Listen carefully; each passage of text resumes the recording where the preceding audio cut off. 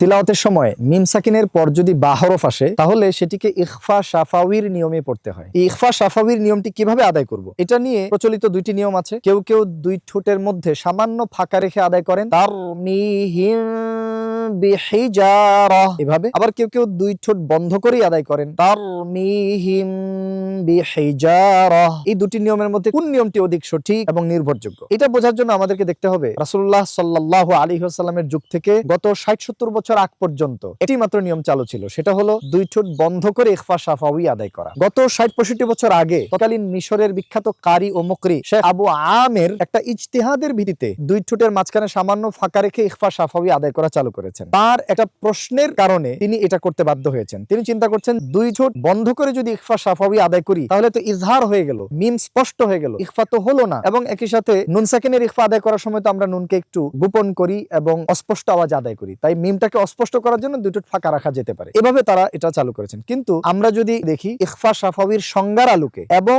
ইতিহাস ও ইজাজার ধারাবাহিকতার আলোকে দেখতে পাবো দুই ঠোঁট বন্ধ করে আদায় করাটাই অধিক নির্ভরযোগ্য। এই বিষয়টি যদি বিস্তারিত বুঝতে চান তাহলে কমেন্টে দেয়া আমাদের বিস্তারিত দার্সটি দেখে নিতে হবে।